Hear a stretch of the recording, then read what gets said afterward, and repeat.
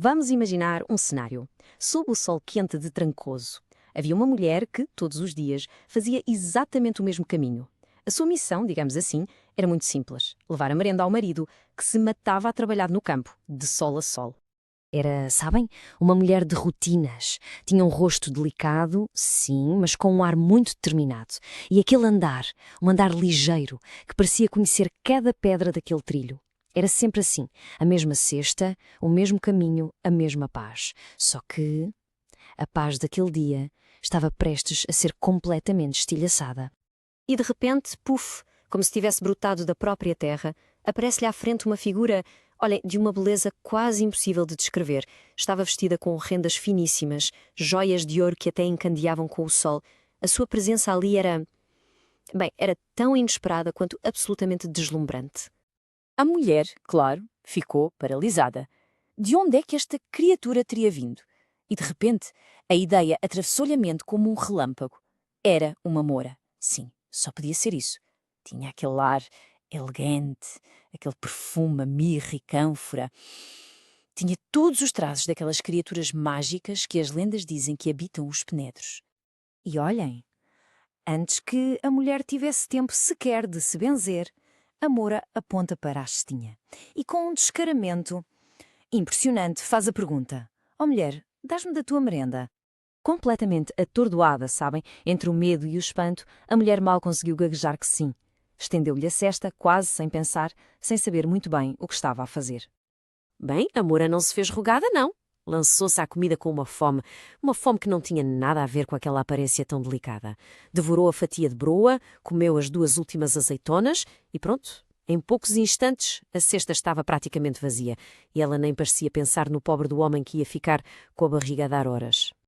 Satisfeita, a criatura encantada limpou a boca e disse: "Olha, em paga do que me deste, toma lá. Leva estes 5 carvões. Mas atenção, ouve bem. Não olhes para eles antes de chegares a casa." Carvões? A mulher recebeu aqueles 5 pedaços negros com um profundo desgosto. Mas que raio de pagamento era aquele? Olhou para as mãos da moura, brancas, perfeitas, mãos que claramente nunca tinham trabalhado um dia na vida, e sentiu-se insultada. Completamente insultada. E pronto, com um último sorriso, assim meio misterioso, a moura despediu-se. E tal como apareceu, desapareceu. Desvaneceu-se no ar, deixando a mulher ali, sozinha, no meio do caminho poeirento, a olhar para o sítio onde ela esteve. A mulher estava a ferver de raiva. Olhou para os 5 carvões na mão. Que coisa inútil! Aquilo não dava nem para assar 2 sardinhas. Num repente, cheia de fúria, atirou 4 dos 5 carvões para o mato. Guardou só um. Assim, quase por despeito, sabem?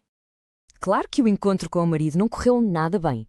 Quando ele viu aquela merenda miserável, começou logo a resmungar, a amaldiçoar a sua sorte por ter casado com uma mulher tão aérea de siso, como ele lhe chamou, tão distraída. De volta à casa, a amargura ainda não tinha passado. Enquanto arrumava as coisas, assim, cheia de raiva, reparou em algo brilhar no fundo da cesta. Uma luz quente. Uma luz impossível. Pegou naquilo e o coração dela parou. Não era o negro do carvão. Não, era o brilho inconfundível do ouro. Ouro puro. A raiva desapareceu, deu lugar ao choque, e o choque transformou-se numa ganância avassaladora. Os outros quatro carvões eram 4 pepitas de ouro, uma fortuna. Nem pensou 2 vezes, largou tudo o que tinha na mão e desatou a correr de volta para aquele sítio. Pôs-se a vasculhar o mato desesperada, com o coração a mil, à procura da fortuna que tinha deitado fora. Mas o ouro não estava lá. No lugar dele estava a moura. Só que o rosto dela já não era belo. Agora era severo, com o senho franzido e um olhar que parecia que a estava a julgar. Um olhar de quem espera por algo que nunca chegou.